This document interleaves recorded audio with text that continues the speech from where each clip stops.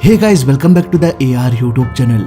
और एरोफ्लोट 593 के कैप्टन ने 35,000 फीट के एल्टीट्यूड में उड़ रहे प्लेन में एक ऐसी गलती कर दिया जिसे सुधारने का उसे दूसरा मौका भी नहीं मिलने वाला था। उसने पायलट के सीट पर अपने 12 साल की बेटी और 15 साल के बेटे को बैठा दिया। जिन बच्चों को ठीक से साइकिल चलाना नहीं आता था, उनके हाथों प्लेन का कंट्रोल थमा दिया गया। फिर क्या था, अनहोनी तो होनी ही थी। अचानक से प्लेन 90 डिग्री रोल हो गया। इसके बाद ये आसमान से सीधे धरती की ओर गिरने लगा। कैसे कैप्टन की लापरवाही ने एक बड़े हादसे को अंजाम दे दिया, जानेंगे पूरी कहानी आज के इस वीडियो में।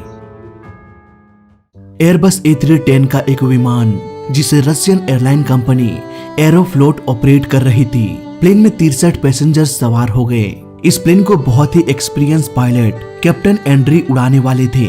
वही फर्स्ट ऑफिसर मिस्टर इगोर थे। A310 को उड़ाने के लिए 3 पायलट्स की जरूरत होती है, इसलिए एक और पायलट कैप्टन कुद्रिंस्की थे। इसके अलावा 9 क्रू मेंबर्स भी प्लेन में मौजूद थे। प्लेन में 63 पैसेंजर्स सवार हो गए। कुद्रिंस्की की 12 वर्षीय बेटी याना और 15 वर्षीय बेटा इल्डर भी प्लेन में मौजूद था। ये सभी हांगकांग छुट्टियां मनाने के लिए जा रहे थे। रात के अंधेरे में ये प्लेन हांगकांग के लिए निकल पड़ा। प्लेन में सब कुछ ठीक चल रहा था, मौसम भी बिल्कुल साफ था। कुछ ही मिनटों में ये प्लेन अपने मैक्सिमम एल्टीट्यूड में जाके मस्त ऑटो पायलट में उड़ रहा था। प्लेन अपनी आधी दूरी तय कर चुका था। अब तक कैप्टन एंड्रे प्लेन को उड़ा रहे थे। फिर 4 घंटे प्लेन उड़ाने के बाद कैप्टन एंड्रे आराम करने के लिए कॉकपिट से बाहर चले गए। उनकी जगह पर अब कैप्टन कुद्रिंस्की आ पहुंचे। कुछ ही मिनटों तक उड़ान भरने के बाद उनके दोनों बच्चे कॉकपिट देखने के लिए आ गए। कैप्टन ने पूछा कि सीट पर बैठना चाहोगे? उसकी बेटी ने तुरंत कहा कि हाँ, क्यों नहीं। इसके बाद वो सीट पर बैठ गई। प्लेन अब भी ऑटो पायलट में ही उड़ रहा था। याना ने पूछा कि क्या मैं योक को पकड़ सकती हूँ? कैप्टन ने कहा कि हाँ, क्यों नहीं। इस योक से तुम प्लेन को मोड़ भी सकती हो। यहाँ पर कैप्टन ने हेडिंग नॉब को थोड़ा सा रोटेट कर दिया और याना से कहा कि प्लेन के योक को मोड़ के देखो, प्लेन मुड़ रहा है या नहीं।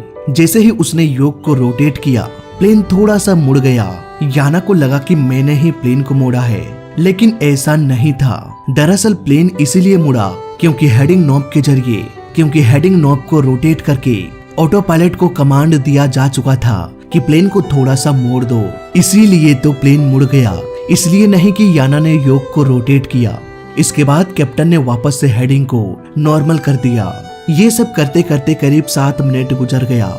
याना को नींद आने लगी, इसलिए अब कैप्टन का 15 साल का बेटा कैप्टन के सीट पर बैठ गया। जब उसके बेटे ने योक को रोटेट किया तो वो काफी हार्ड लग रहा था। उसकी बहन याना तो आसानी से योक को रोटेट कर पा रही थी, लेकिन वो ऐसा नहीं कर पा रहा था। वो बच्चा अब जोर लगाने लगा, ये कहते हुए कि पापा ये मूव क्यों नहीं हो रहा।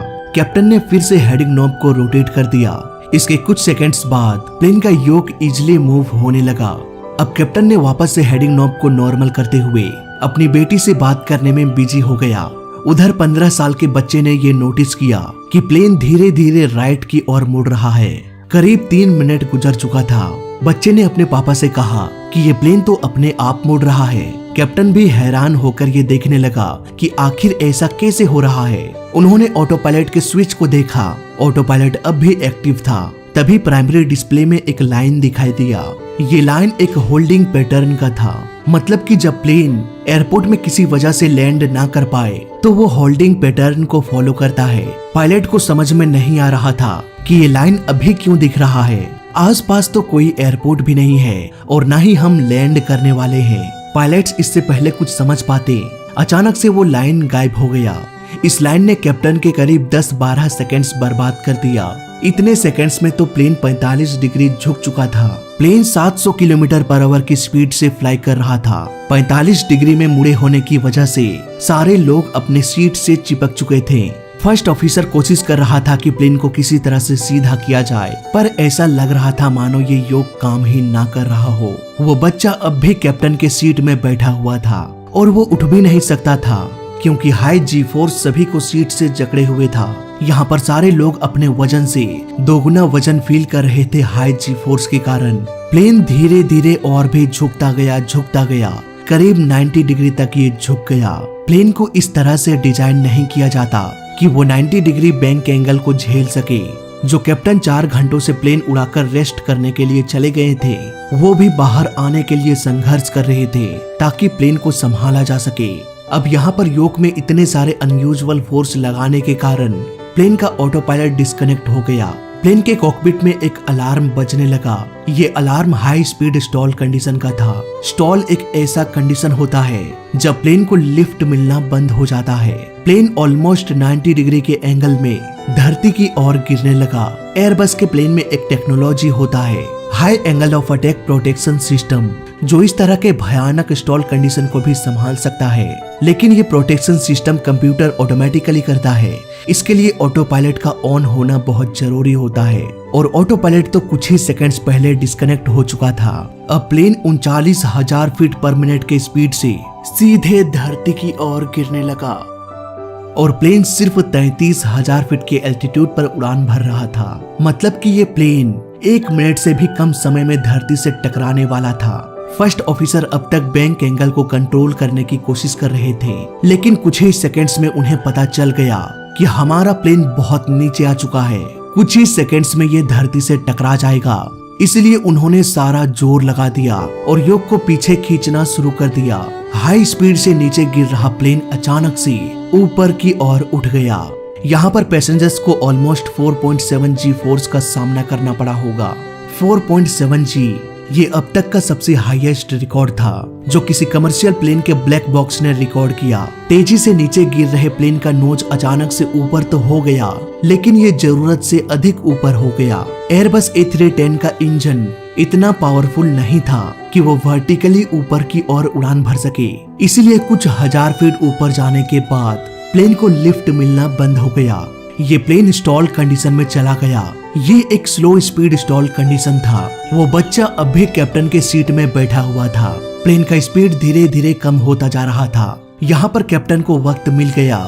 उन्होंने चिल्लाते हुए कहा कि सीट से हटो। इसके बाद फाइनली कैप्टन अपने सीट पर बैठ गए। अब क्योंकि ये प्लेन स्टॉल कंडीशन में चला गया था, इस प्लेन को लिफ्ट मिलना बंद हो गया। इसीलिए एक बार फिर से प्लेन का नोज धीरे धीरे नीचे होने लगा और कुछ ही सेकंड्स में हुआ एक जोरदार धमाका। करीब 2 घंटे बाद रेस्क्यू टीम पहुंच गई। किसी की भी बचने की कोई भी उम्मीद नजर नहीं आ रही थी। सभी 75 लोगों की जान चली गई। पैसेंजर्स के कपड़ों की पहचान करके डेड बॉडीज को पहचाना जा रहा था। 22 बॉडीज इतने बुरी तरीके से जल चुका था कि उसकी पहचान करना भी मुश्किल हो गया। कैसे एक ब्रांड न्यू आधुनिक टेक्नोलॉजी से लैस विमान क्रैश हो सकता है। इन्वेस्टिगेशन की टीम के साथ साथ सारी दुनिया इस बात से अनजान थी। इन्वेस्टिगेशन की टीम घटनास्थल पर पहुंच गए। उन्होंने देखा कि पायलट के बॉडी के साथ साथ एक बच्चे की भी बॉडी है। इन्वेस्टिगेशन की टीम भी हैरान हो गए कि आखिर ये बच्चा कॉकपिट में क्या कर रहा था।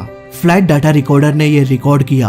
प्लेन का दोनों इंजन ऑन था, यानी कि इंजन फेलियर क्रैश का कारण नहीं था। कॉकपिट वॉइस रिकॉर्डर को सुनने के बाद ये पता चला कि कॉकपिट में 2 बच्चे भी दाखिल हुए थे क्रैश के ठीक कुछ मिनट्स पहले। अब इन्वेस्टिगेशन की टीम भी स्पीचलेस हो चुके थे। आखिर वहाँ हो क्या रहा था। उन दिनों प्लेन के रूल्स इतने स्ट्रिक्ट नहीं थे। कोई भी कॉकपिट में दाखिल हो जाता था, लेकिन सीट पर बैठने का अलाउ नहीं था। हालांकि ऐसा करना उतना बड़ा क्राइम भी नहीं माना जाता था। मतलब कि हाँ भाई चलो, अगर सीट में किसी को बैठा दिया तो कोई बात नहीं, अगली बार से ध्यान देना। इस तरह से इन एक्टिविटीज को हल्के में ले लिया जाता था। अब क्योंकि दोनों बच्चों के पिता खुद एक कैप्टन थे, इसलिए वो बच्चे आसानी से कॉकपिट में एंटर कर गए। लेकिन सवाल तो ये आता है कि क्या सिर्फ कॉकपिट के सीट पर बैठने से प्लेन क्रैश हो सकता है? वेल, ये बात आसानी से हजम नहीं हो रही थी। इन्वेस्टिगेशन की टीम ने पूरे रिकॉर्डिंग को ध्यान से सुना। उन्होंने पाया कि प्लेन में प्रॉब्लम तब शुरू हुआ जब उसके बेटे ने कहा कि प्लेन अपने आप मुड़ रहा है। फ्लाइट डाटा रिकॉर्डर भी यही बयान कर रहा था कि प्रॉब्लम यहीं से शुरू हुआ।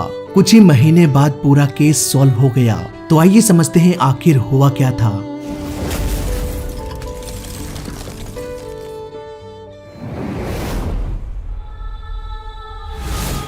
कहानी की शुरुआत करते हैं जब प्लेन ऑटो पायलट पर उड़ रहा था। 2 बच्चे कॉकपिट में दाखिल हुए। कैप्टन ने नॉब को रोटेट किया और प्लेन थोड़ा सा मुड़ गया।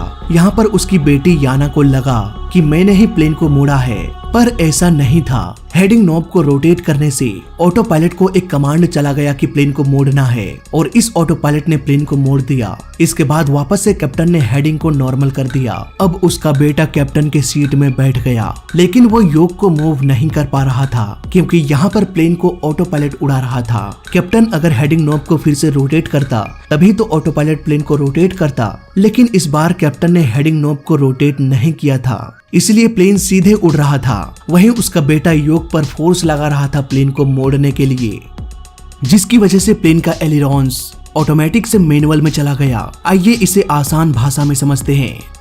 ऑटो पायलट प्लेन का स्पीड, एल्टीट्यूड और हेडिंग को कंट्रोल कर सकता है। प्लेन में रडर होता है जो साइड मूवमेंट कराता है, एलिवेटर अप डाउन कराता है और एलिरॉन्स प्लेन को मोड़ता है या रोल कराता है। ये तीनों कंट्रोल्स ऑटो पायलट ही करता है। जब कैप्टन के बेटे ने योक पर फोर्स लगाकर मोड़ रहा था तब उसे जाम इसीलिए लग रहा था क्योंकि योक को ऑटो पायलट ही कंट्रोल कर रहा था। मान लेते हैं एक प्लेन में कुछ प्रॉब्लम हो गई, जल्दी से जल्दी उसे राइट डायरेक्शन में मोड़ना है, लेकिन ऑटो पायलट तो प्लेन को उसी डायरेक्शन में उड़ाएगा ना जिस डायरेक्शन में उसे प्रोग्राम किया गया हो। तो क्या पायलट फिर से फ्लाइट कंप्यूटर में हेडिंग को टाइप करेगा ताकि कुछ सेकंड्स बाद प्लेन मुड़ जाए? वेल नहीं, ऐसा करने में बहुत देर हो जाएगी क्योंकि प्लेन की रफ्तार बहुत अधिक होती है। इसीलिए तो ऑटो पायलट में ये भी एडवांटेज होता है कि अगर ऑटो पायलट को कहा गया है कि आप सीधे फ्लाई करें, लेकिन पायलट इमरजेंसी के कारण योक को राइट डायरेक्शन में मोड़ देता है, तब ऑटो पायलट को समझ में आ जाएगा कि कुछ तो गड़बड़ है। इसके बाद फ्लाइट मैनेजमेंट कंप्यूटर उस सिस्टम को बंद कर देगा जो प्लेन को लेफ्ट राइट मोड़ता है, ताकि पायलट प्लेन को मैनुअली भी कंट्रोल कर सके। ठीक उसी तरह से अगर पायलट ऑटो पायलट के खिलाफ जाकर प्लेन के नोज को अप डाउन करता है तो प्लेन का कंप्यूटर ऑटो पायलट के उस सिस्टम को बंद कर देगा जो प्लेन के नोज को अप डाउन कराता है, ताकि पायलट खुद अपना डिसीजन लेकर प्लेन को कंट्रोल कर सके। फ्लाइट 593 के साथ भी कुछ ऐसा ही हो रहा था। जब उस बच्चे ने लेफ्ट की ओर योक पर ज्यादा फोर्स लगाया तो ऑटो पायलट ने एलिरॉन से खुद को डिस्कनेक्ट कर दिया, यानी कि अब ऑटो पायलट प्लेन को रोल नहीं कर सकता था।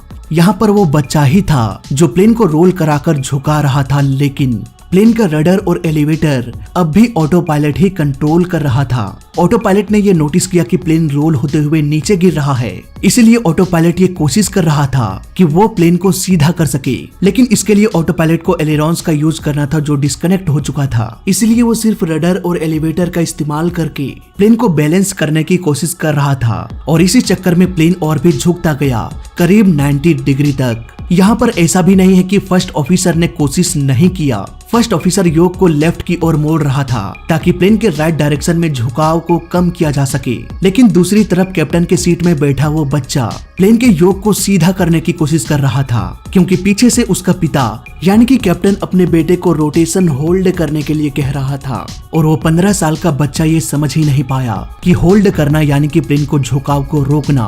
इसके लिए उस बच्चे को योक को लेफ्ट की ओर मोड़ना चाहिए था। प्लेन का दोनों योक एक दूसरे से कनेक्टेड होता है। अगर एक को लेफ्ट की ओर मोड़ा जाए तो दूसरा भी ऑटोमेटिकली लेफ्ट की ओर मुड़ जाएगा, लेकिन अगर दोनों योक को एक ही डायरेक्शन में ना मोड़ा जाए तो प्लेन का कंप्यूटर भी कंफ्यूज हो जाएगा कि कैप्टन इधर जाना चाहता है और को पायलट उधर। दोनों की केमिस्ट्री मिल नहीं रही है। ऐसे कंडीशन में प्लेन का योक ठीक से काम करना बंद कर देगा। फ्लाइट 593 के साथ भी कुछ ऐसा ही हुआ। इस हादसे को शुरुआत में ही रोका जा सकता था जब प्राइमरी डिस्प्ले में एक लाइन दिखाई दिया। जब पायलट ऑटो पायलट के खिलाफ प्लेन को मोड़ने की कोशिश करता है तब कंप्यूटर एक फॉल्स रास्ता दिखाने लगता है। दरअसल यहाँ पर वो बताने की कोशिश करता है कि अगर आपको मुड़ना है तो आप इस रास्ते से मुड़ सकते हैं। यहीं पर पायलट्स को समझ जाना चाहिए था कि ये प्राइमरी डिस्प्ले में लाइन बस इसीलिए दिखा रहा है क्योंकि ऑटो पायलट का कुछ हिस्सा डिस्कनेक्ट हो चुका है। अब क्योंकि यहाँ पर फुल्ली ऑटो पायलट डिस्कनेक्ट नहीं हुआ था, इसलिए कोई अलार्म भी नहीं बजा। मे भी इसीलिए पायलट को इस बात पर यकीन हो गया कि प्लेन तो ऑटो पायलट में ही है, जबकि वो एलिरॉन से डिस्कनेक्ट हो चुका था। यहाँ पर बैक टू बैक बहुत सारी गलतियां हुई और ये सारी गलतियां मिलकर एक बहुत बड़े हादसे को अंजाम दे दिया। तो फिलहाल इस वीडियो में अभी तक के लिए बस इतना ही। मैं मिलता हूँ आपसे अगले वीडियो में, तब तक के लिए देखते रहिए और सीखते रहिए। जय हिंद, वंदे मातरम।